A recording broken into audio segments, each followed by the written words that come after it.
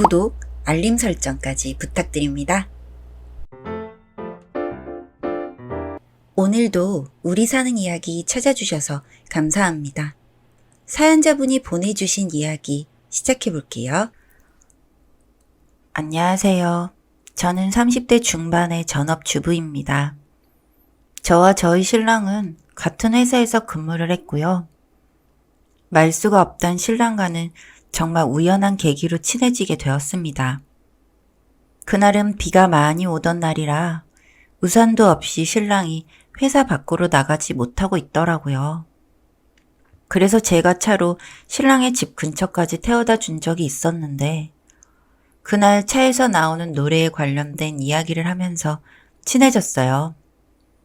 제가 팝송을 즐겨 듣는데 의외로 신랑도 팝송을 즐겨 듣는다고 하며 공통된 관심사를 찾은 거죠.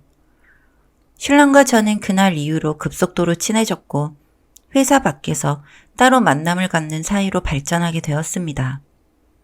그렇게 저희는 2년 정도 사내 커플로 연애를 하다가 결혼까지 하게 되었습니다. 그리고 지금은 결혼 5년차 부부가 되었고 저희에게는 귀여운 4살짜리 아들과 함께 지내고 있습니다. 결혼을 하고 나서도 적극적인 신랑은 아니었지만 그래도 가정일을 잘 도와주는 착한 신랑이었어요. 그렇기 때문에 가기 싫은 시댁도 시댁 행사도 다 참고 잘 지내왔던 것 같습니다. 신랑은 시댁에 다녀올 때마다 집에 와서 안마를 해주기도 하고 청소도 해주기도 하면서 시댁에서 힘들었을 저를 배려해주던 사람이에요. 그런 신랑이 얼마 전부터 인상이 좋지 않았습니다. 이유를 물어봐도 통 말을 해주지도 않고 이상한 나날들이었어요. 퇴근을 하고 돌아온 신랑은 어쩐지 희죽희죽 웃으면서 집으로 돌아왔고 저에게 고기를 먹자고 하며 고기를 사왔어요. 아들도 좋아하는 삼겹살이라서 저는 서둘러 밥을 먹을 채비를 했고 신랑과 함께 그날 맥주를 마셨습니다. 평소 술을 잘 못하는 신랑인데 그날따라 술이 너무 맛있다고 하면서 캔맥주를 3캔이나 마셨어요. 여보, 오늘 너무 무리하는 거 아니야? 정말 오늘은 술이 안 취한다. 평소에 술도 못하는 사람이 웬일이래? 밥을 다 먹고 아이를 재우고 왔는데 그때까지도 신랑은 혼자서 술을 먹고 있었어요. 그러더니 저를 불러 앉혀서는 술을 한 잔 더 하고 싶다고 했고 저도 신랑이랑 술을 먹은 지가 오래되기도 해서 좀 과음을 했습니다. 자고 일어나니 전혀 기억이 나지 않았고 이미 신랑은 출근을 했는지 옆에 없었어요. 제가 제대로 늦잠을 잔 덕분에 아이도 유치원에 가지 않았고 그렇게 농땡이 아닌 농땡이를 쳤습니다. 그날 저녁 신랑은 제가 피곤할까봐 먼저 출근을 했다고 이야기를 했고 저녁을 먹고 아이와 함께 TV를 보고 있었어요. TV에서 군대 관련 프로그램을 보고 있었고 신랑이 마침 군대를 해병대를 나와서 군대에 대해서 이것저것 물어보고 있었는데 신랑은 이제 기억도 안 난다고 하면서 말을 얼버무리기 시작했습니다.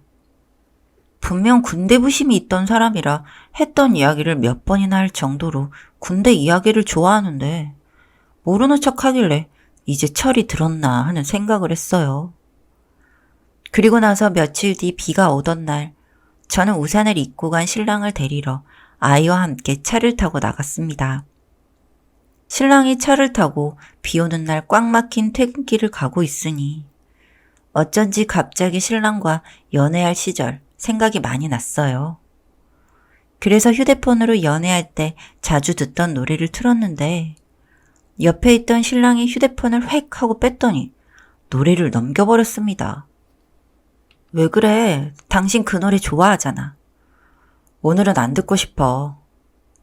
서운하네. 오늘 같은 날 딱인데. 난 저런 영어 노래 뭐라고 하는지도 모르겠고 별로야. 그래도 노래 듣고 있으면 우리 사귈 때 생각나지 않아? 시간 빠르지. 그러니까 당신이랑 같이 회사 다닐 때가 엊그제 같은데. 김 부장님 딸은 유학 갔다가 돌아왔대? 글쎄, 요즘 이야기를 안 해서 잘 모르겠네. 신랑은 그러면서 다시 휴대폰을 만지자 거리면서 노래를 들었습니다. 혹시 그런 느낌 느껴본 적 있으실까요? 내가 아는 신랑이 맞는데 엄청 뭔가 낯선 기분이 들 때요. 저는 집으로 돌아왔고 집 앞에서 빗물에 미끄러져서 몸이 엉망이 된 아들을 신랑에게 좀 씻겨달라고 했어요. 신랑은 내가 어떻게 하냐고 하다가 아들이 신랑의 손을 잡고 화장실로 들어갔고 곧이어 아들이 자지러지게 웃는 소리가 들렸습니다. 잘 놀고 있는 것 같아서 저도 저녁 준비를 했고 밥을 먹으면서 아들에게 뭐가 그렇게 재미있냐고 물었더니 신랑이 비밀이래요. 사이좋은 부자를 보면서 기분 좋게 밥을 먹었고 신랑은 자연스럽게 밥을 먹고 맥주 한 캔을 따서 아들과 TV를 보고 있었습니다.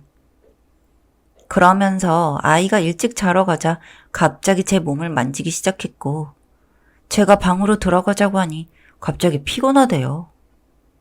신랑이 요즘 들어 다시 신혼 때로 돌아간 듯이 저와 스킨십이 좀 늘어나기는 했지만 관계를 하는 날은 잘 없었습니다. 그리고 다음날 신랑이 퇴근을 하고 돌아와서 집 이곳저곳을 살핀 이후에 저에게 별일이 없냐고 물었고 매일 집에만 있으니 별일이 있을 게 없어요. 무슨 소리를 하는 거냐고 밥 먹게 앉으라고 했더니 아들과 함께 식탁에 앉아서 밥을 먹었고 밥을 먹고 나서 설거지를 도와주려 하더라고요. 그래서 애를 재워야 하니 목욕을 부탁하고 저는 뒷정리를 했는데 아이가 또 막 웃으면서 씻고 나왔습니다. 요즘 아빠랑 목욕하는 게 재밌어? 오늘은 또 뭐가 그렇게 신이 났어? 아빠 배에 털이 없어졌어. 응? 아빠 배에 털? 아빠는 배에 털이 있었다가 없었다가 하는데 오늘은 없대. 너무 웃겨.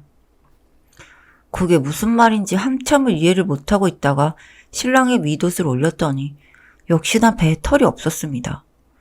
저희 신랑은 원래 배에 털이 없거든요. 애가 무슨 장난을 하는 건가 싶어서 웃어 넘겼고 며칠 뒤 그 말이 무슨 말인지 알게 되었어요.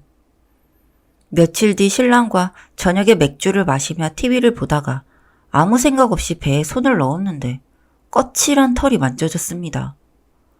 저는 흠칫 놀라 손을 뗐고 신랑과 눈을 마주쳤는데 미묘하게 표정이 변하던 신랑의 소름 끼치는 얼굴을 아직도 잊지 못해요.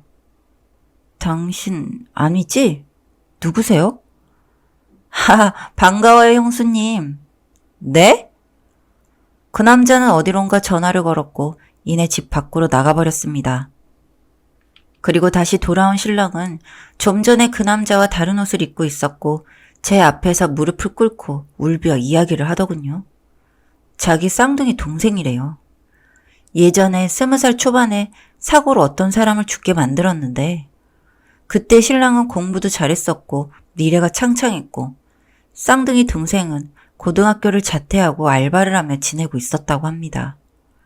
사람이 죽은지라 누군가 실형을 살아야 하는데 형은 그나마 미래가 창창하다고 생각한 시부모님이 동생을 설득해서 형 대신 감옥에서 실형을 살고 얼마 전에 출소를 했대요. 온 가족이 동생에게는 몹쓸 짓을 했으니 거의 모시다시피 지내왔고 저와 결혼할 당시에는 동생이 옥살이를 하고 있을 때라서 저에게는 동생의 존재조차 밝히지 않았는데 얼마 전 출소한 동생이 신랑의 삶을 함께 살고 싶다고 했대요. 본인이 감옥에서 썩고 있는 동안 본인과 똑같은 형은 닮은 아이도 낳고 가정도 꾸리고 있는 게 너무 배가 아프다고요. 온 가족이 안 된다고 뜯어 말렸더니 그럼 저를 시험해보자고 했다고 하더래요. 제가 모르면 계속 이렇게 지내자고. 자기는 지금 사람을 만나 결혼을 하고 가정을 꾸리기에는 이미 전과자라고. 그러니 형의 삶을 함께 나누고 싶대요. 저는 그 이야기를 듣는데 다른 것보다 술에 취해 기억도 나지 않지만 그 남자와 잠자리를 했다는 것, 뽀뽀와 스킨십을 했다는 모든 것이 너무 소름이 돋았고 이야기를 듣는 그 순간 토가 나오고 온몸에 벌레가 기어다니는 것 같았습니다. 저는 더 듣고 자시고 할 것도 없이 신랑에게 뺨을 때리고 그 길로 나와서 시댁으로 갔습니다. 시댁에 가니 태연하게 문을 열어주던 신랑의 쌍둥이 동생. 시부모님은 놀라는 눈치였고 동생은 저에게 태연히 인사를 했습니다. 저는 이 미친 일을 시부모도 함께 동의를 했다는 것에 미칠 것 같은 배신감을 느꼈고 너무 소름이 돋았어요. 시댁에 들어가자마자 눈에 보이는 걸 다 던지고 부셨습니다. 그 동생은 옆에서 웃으면서 박수를 치고 있었고 저는 불현듯 생각이 났어요. 제가 술을 못 마시는 편이 아닌데 그렇게 깨끗하게 필름이 끊기지 않아요. 그런데 그 동생과 술을 마실 때 저는 필름이 끊겼고 관계가 끝난 이유였습니다. 그 동생이 웃으면서 꺼낸 건 본인이 우울증이 심해서 처방받은 수면제라고 했어요.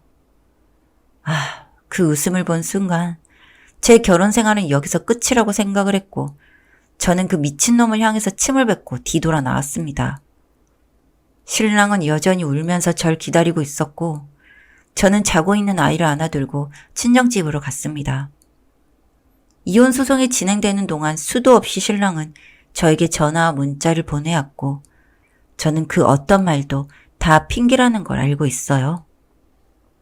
정말 다행히도 저희 집에는 아이가 있다 보니 홈캠이 설치되어 있어 그 남자가 저희 집에서 생활한 모습들이 녹화가 되어 있었고 특히 소파에서 제가 신랑의 배를 만지다가 상황을 알게 된 부분까지 녹화가 되어 있었습니다.